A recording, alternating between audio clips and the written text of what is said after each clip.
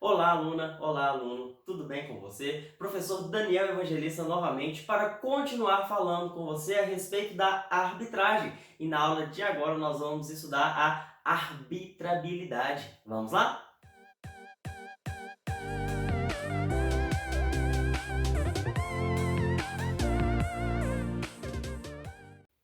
Pessoal, tudo bem com você? Seguinte, nessa aula nós iremos tratar então sobre a arbitrabilidade. O que é isso?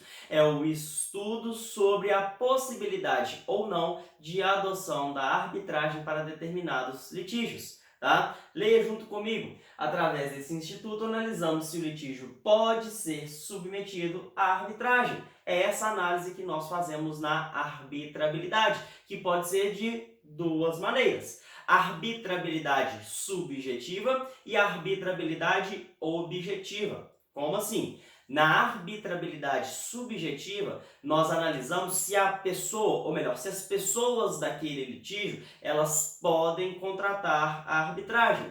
Enquanto que na arbitrabilidade objetiva, nós analisamos se o litígio em si, o que está sendo discutido, pode ser submetido à arbitragem. Bem simples, tá? Começando pela arbitrabilidade subjetiva. E ambas, tanto a subjetiva quanto a objetiva, estão lá no artigo 1º da Lei de Arbitragem. A Lei de Arbitragem já começa falando conosco qual é, ou melhor, quais são os critérios para nós termos a arbitragem. Tranquilo? Começando então pela arbitrabilidade subjetiva. Está escrito lá no artigo 1º da Lei de Arbitragem que as pessoas capazes de contratar poderão valer-se da arbitragem. As pessoas capazes de contratar. Para você utilizar a arbitragem, você tem que ter capacidade. Então é tanto a pessoa física quanto a jurídica, já que ambas podem contratar. Não é restrito a pessoas físicas. Pessoas jurídicas também podem se valer da arbitragem. Se é possível a celebração de um contrato por aquela pessoa, será possível se valer da arbitragem. E aí eu questiono: um incapaz pode se valer da arbitragem? Deixa eu te perguntar, tenho 15 anos de idade, eu posso abrir uma conta no banco? Olha, sozinho não, mas se eu for representado, eu posso. O meu pai indo lá no banco, ele consegue abrir essa conta por mim, já que ele seria o meu representante nessa esfera. Mas e na arbitragem, nós admitimos representação e assistência para que incapazes também utilizem a arbitragem? Veja só o que o artigo fala novamente. As pessoas capazes de contratar. Quem é incapaz tem capacidade? Não.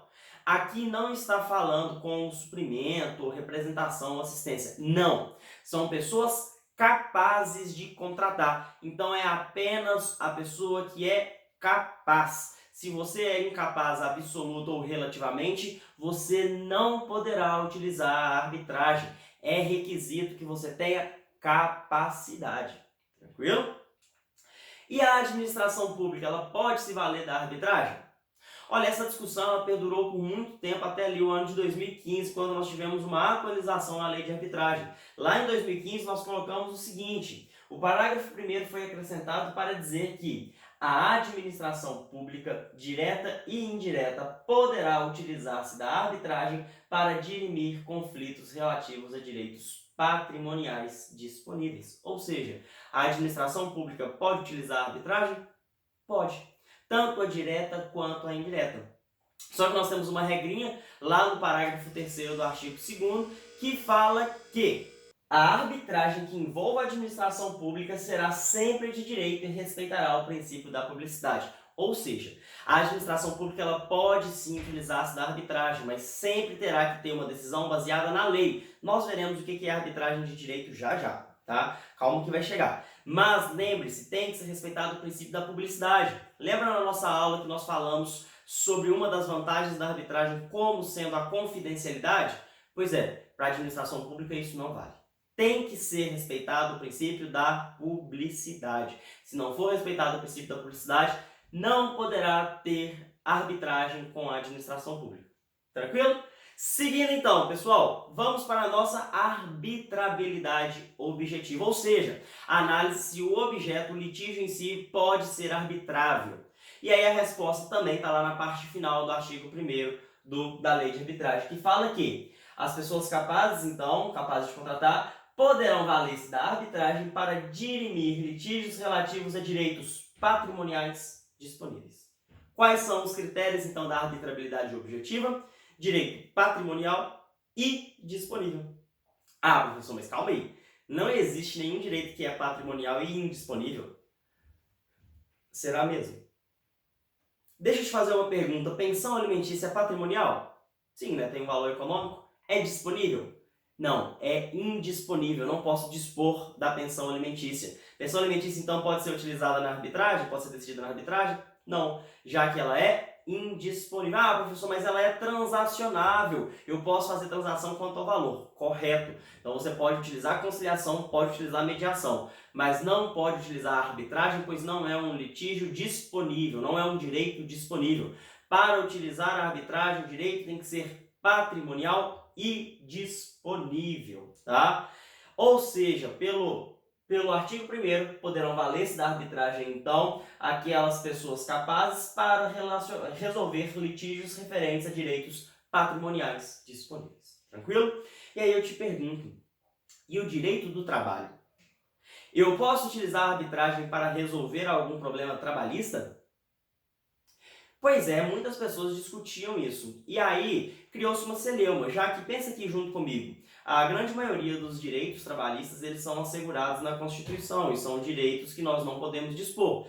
Te pergunto, um trabalhador pode dispor do seu salário totalmente? Não. Ele pode dispor do seu direito às férias? Não. Ele pode vender essas férias, ok, mas ele não pode dispor. Ele pode dispor do seu FGTS? Também não. São as seguranças constitucionais. E na arbitragem nós podemos ter direitos indisponíveis? Não. Mas, olha só que interessante. A reforma trabalhista ela acrescentou o artigo 507A na CLT. E pela leitura do artigo 507A resolve todo esse problema que eu mostrei para você. Olha só. Pelo artigo 507A nós temos lá que nos contratos individuais de trabalho cuja remuneração seja superior a 2 vezes o limite máximo estabelecido para os benefícios do regime geral de previdência social, poderá ser pactuada a cláusula compromissória de arbitragem, desde que por iniciativa do empregado ou mediante a sua concordância expressa nos termos previstos na lei de arbitragem.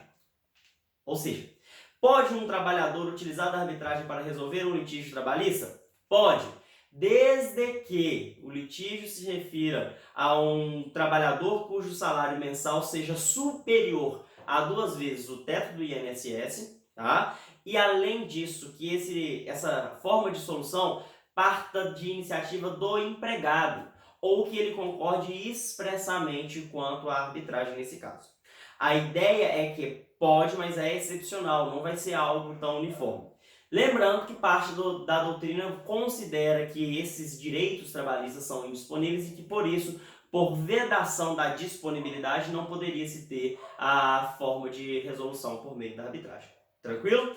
Em síntese, então, o que nós temos? A arbitrabilidade subjetiva é a análise de quem pode contratar a arbitragem. E quem pode? Pessoas capazes de contratar. Incapaz pode? Não, não pode. Analfabeto pode contratar arbitragem? Pode, porque ele tem capacidade para contratar, tá? É importante apenas que você seja capaz. É capaz, pode contratar arbitragem. E na arbitrabilidade objetiva nós temos que direitos patrimoniais e disponíveis é que serão solucionados pela arbitragem. A administração pública pode contratar arbitragem? Pode. Em direito do trabalho pode ter arbitragem? Pode. A ideia é que nós temos essas disposições legais falando que é possível a adoção da arbitragem para esses conflitos. Tranquilo? Pessoal, espero que vocês tenham gostado dessa aula. Se ficou alguma dúvida, comente aqui embaixo, curta esse vídeo e também se inscreva aqui no nosso canal para você continuar recebendo atualizações quanto à arbitragem e outros assuntos. E eu te espero na nossa próxima aula. Um abraço e até lá!